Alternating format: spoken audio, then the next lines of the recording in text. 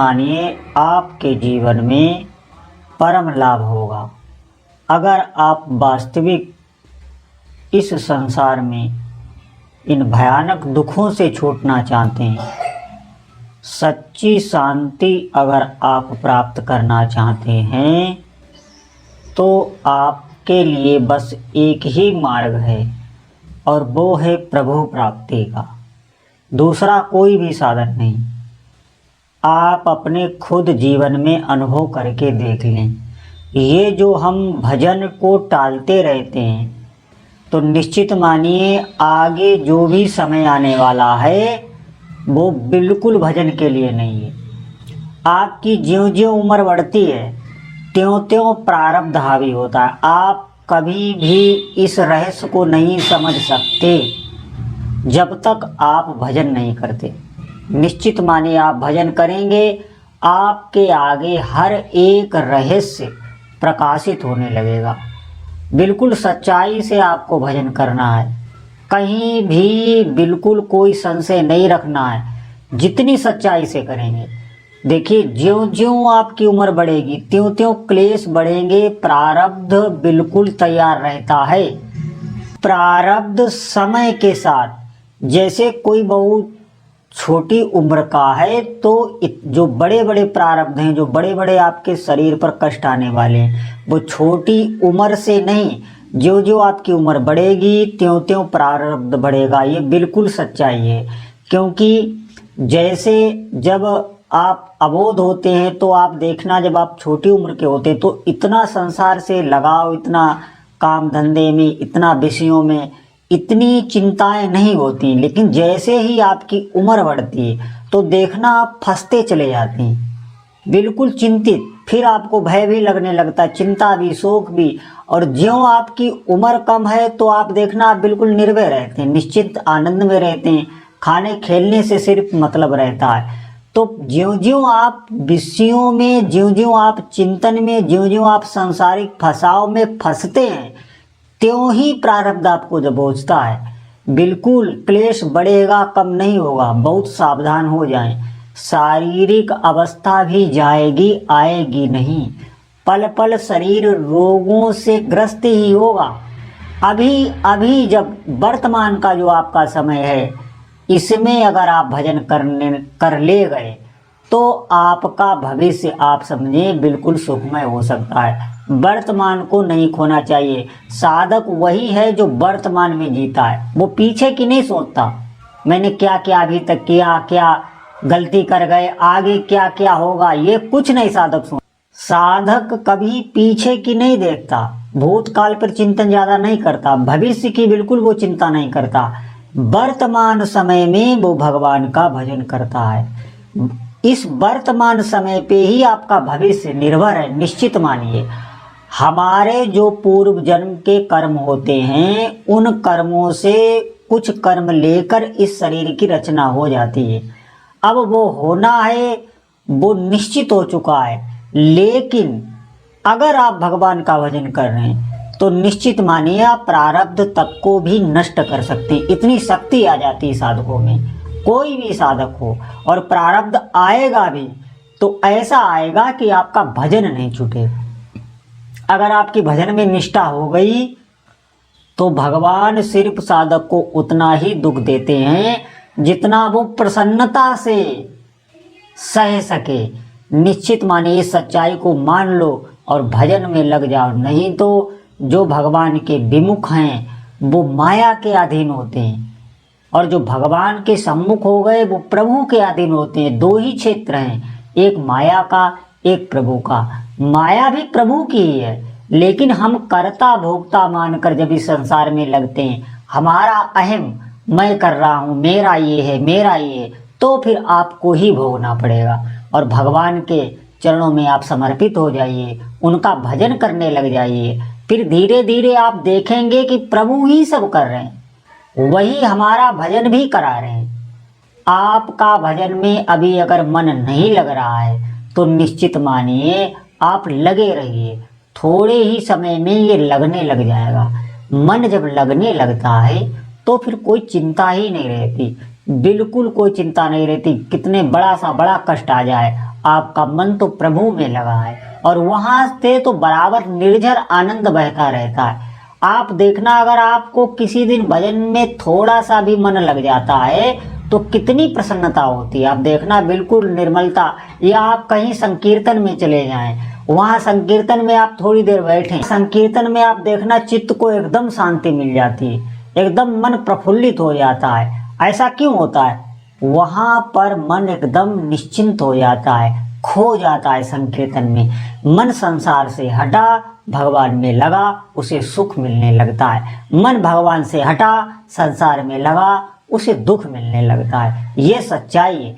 ऐसा ना हो तो निद्रा में हमें सुख क्यों आए? आप देखो, आप जब निद्रा में जाते हैं तो वहां हमें क्यों सुख मिलता है? संसार को भूल गया मन। निश्चित मानिए ऐसा ही होता है। आप संसार में हमारा मन बुद्धि इंद्री लगे हैं, यही दुख का कारण है। ये भगवान में लग जाएं तो सभी सुखों की प्राप्ति हो सकती है। सब कुछ है। आप देखो इस दुनिया में, आप खुद नजर उठा के देखो, सब कुछ है। हर भोग सामग्री है, रुपया पैसा सब कुछ है, लेकिन अंतःकरण दुखी है। रात को नींद तक नहीं आती, सब क्लेश मचा हुआ है, अशांति है और कुछ नहीं है। पास में कुछ भी नहीं, खाने तक को नहीं है, लेकिन गंगा जी के किनारे भजन कर रहा है बैठा, कहीं एकांत में, वन में, कहीं भी मंदिर में, कहीं भी वो भजन कर रहा है। वो शांति को प्राप्त कर रहा है, वो सुख को प्राप्त कर रहा है। और उसके पास में भी जो आता है उसको भी वो भगवान की चर्चा सुना के सुखी कर देता है। हम सुखी होने के लिए तो ये चर्चा सुन रहे हैं, सत्संग सुन रहे हैं। अगर हमें सुख ना मिलता तो हम क्यों सुनते? हमें निश्चित इसमें सुख मिल रहा है और इस सुख को हम जानते नहीं। हमने अभी तक विषयों के सुख को जाना है, भजन के सुख को जाना ही नहीं। निश्चित मानिए सभी साधकों से प्रार्थना है, आप वर्तमान समय को भजन में लगाते रहिए निश्चिंत होके। जैसे भी जो भी आपके कार्य हैं वो कार्य आप करते रहिए। मैं ये कभी नहीं कहता आप सब छोड़ के भजन में लग जाइए। ये एक अवस्था होती, उस समय कुछ अच्छा ही नहीं लगेगा। भगवान में इतनी प्रीत हो जाती है, भजन में इतनी निष्ठा आ जाती है, भजन में स्वाद मिलने लगता है, तब आप पर फिर भजन ही होगा, फिर कुछ नहीं होगा। वही सिद्धावस्था होती है। और वहां पर एक बात और मैं बता दूं, साधक अगर कोई संकल्प कर लेता है तो वो संकल्प ऐसे पूरा होता है, पूरी शक्ति दैवी शक्तियां लगा देती। जिनका मन भजन में, जो निरंतर भजन करते रहते हैं, उनके संकल्प करने मात्र से कार्य होता है। जो साधक भजन कर रहे हैं सच्चाई से, निष्ठा से, वो इस बात को समझ पा रहे होंगे कि कैसे उनके सोचने मात्र से कार्य हो रहा है। लेकिन वो इस भ्रम में पड़ते नहीं है। ये भी एक भ्रम है। अगर आप इसमें पड़ गए तो आपका अब जो चित्त है वो इधर भी लगने लगा तो भजन छूटने लगता है। इसीलिए जिन पर भगवान की कृपा होती है, जो भगवान की शरण में निरंतर नाम जप करते हैं, वो ज्यादा अनुभवों के भी चक्कर में नहीं पड़ते। मैं आपको बता रहा हूँ, अनुभव सिर्फ वही जो भगवान की भक्ति बढ़ाने वाले हैं, जो भगवान के भजन से हटाएं, वो काहे के अनुभव, किस अनुभव? अगर आप भजन से ही हट गए तो आगे का आपका मार्ग रुक गया। अब आगे जो आने वाला आपकी भगवान के चरणों की प्रीति जो प्राप्त होने वाली वो रुक जाएगी। इसलिए ज्यादा अनुभव जो हो रहे हैं उनको गुप्त ही रखना चाहिए और विशेष महत्व नहीं। मैं ये उन साधकों की बात कर रहा हूँ जो बहुत सच्चाई से भजन में लगे। और एक बात आपको और बता दूं, अगर आप भजन करने लग गए, अगर आप नाम जप करने लग गए तो पाप कर्म होना बंद हो जाते हैं। ये मैं बिल्कुल नहीं मान सकता कि कोई नाम जप भी कर रहा है और उससे पाप भी बन रहे हैं। वो पाप होना ही बंद हो जाते हैं। अंदर से इतना भय होने लगता है। मैं आपको सच्चाई से बता रहा हूँ, जो नाम जप करते होंगे वो हमारी बात को समझ पा रहे होंगे। दिमाग बहुत चलने लगता है। कोई भी वस्तु है, धर्म अधर्म का उसे स्वतः ज्ञान होने लगता है। बिल्कुल पाप नहीं हो सकते। गलती से क्रोध में आके आपने अगर किसी से कोई बात कह दी, मैं नाम जापकों के लिए कह रहा हूँ, अगर गलती से आपने किसी से कोई बात कह दी तो बाद में बहुत कष्ट होता है। जो नाम जप करते हैं, कहीं कोई भी अगर किसी के साथ गलत व्यवहार हो गया तो बाद में बहुत कष्ट होता है। नाम जप में ये विवेक जागृत होने लगता है और ये जो जलन होने लगती है ये भगवान की कृपा होती है। इसे हम दूसरे अर्थ में ले लेते हैं कि हमारे जलन क्यों हो रही है, हम नाम जप कर रहे हैं तब भी हमारे जलन हो रही है। ये गलत सोच है, ये सोच आपको भजन से हटाएगी। इसीलिए सत्संग जरूरी है। जो वो जलन होती है, आप प्रसन्न हो जाओ, आप पर भगवान की कृपा हो गई, आपके भीतर जलन हो रही, पापों को खत्म कर रही है वो जलन। भय हो रहा है, आपको डर लग रहा है, तो कोई पाप आप नहीं करेंगे। वो डर बहुत अच्छा होता है, वो प्रभु द्वारा ही आता है। आप नाम जप कर रहे हैं, आपके हृदय में ऐसी कोई भी वस्तु नहीं आ सकती जो बगैर प्रभु की मर्जी के आई हो। ये बात सुन के आपको आनंदित हो जाना चाहिए। ये बहुत जोर की बात है कि हमारे भीतर जो जलन हो रही है वो प्रभु के द्वारा है।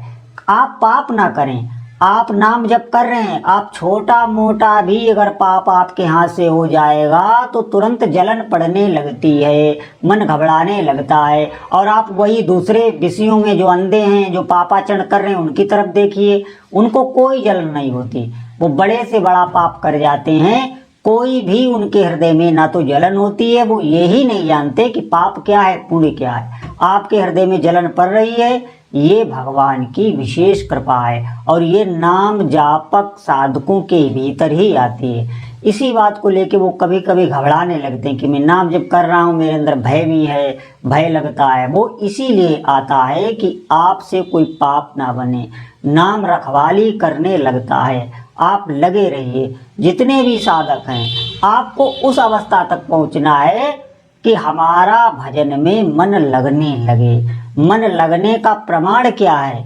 मन लगने का प्रमाण ये है, जब सब कुछ चिंतन छूट के सिर्फ नाम ही रह जाए। आप नाम जप कर रहे हैं, ऐसा भी ना ज्ञात हो, सिर्फ नाम में ही आपकी तन्मयता हो जाए, तो जानिए आपका मन लगने लगा। एक क्षण के लिए भी अगर ऐसा हो गया तो निश्चित मानिए आपका नाम में मन लगने लगा है। अब आप निश्चिंत हो जाइए, लेकिन सावधानियां आपको जरूर रखनी हैं। हमें संसारिक जो भी कार्य आप कर रहे हैं, उसमें भी आपको नाम को लेकर ही काम करना है। निश्चित मानिए, नाम को लेकर ही कार्य करना है, तभी उनमें कहीं फंसोगे नहीं, आसक्ति नहीं होगी। नहीं तो कहीं भी अगर आपका चित्त फंस गया तो दुख ही मिलेगा और कुछ नहीं।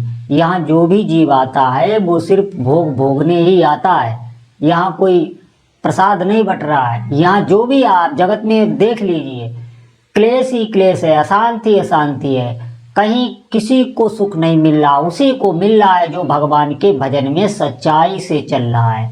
सच्चाई से इसलिए कहा जा रहा है कपट छोड़ के हमें भजन ही करना है। हमें ये नहीं है कि भीतर से भीतर हमारा लक्ष्य ना हो भगवान का भजन करने के, और हम चाह संसार ही रहे हों और कर भजन रहे हों, इसे कपट कहा गया है। आप भगवान के चरणों को पाने की ही व्याकुलता भीतर जगाइए, इसके लिए ही भजन कीजिए। संसारिक जो भी आपकी समस्याएं हैं, जो भी भोग पदार्थ हैं, उनका निर्वाह का ठेका भगवान खुद लेने लगते हैं। आपको कुछ सोचना नहीं है, इस बात को आप बिल्कुल निश्चित मानिए। ये बात मैं शास्त्रों की, संतों की सिद्ध की भी बता रहा हूँ। आप नाम में लगिए, बाकी सब व्यवस्था आपकी भगवान देखेंगे। बोलो जय जय श्री सीताराम।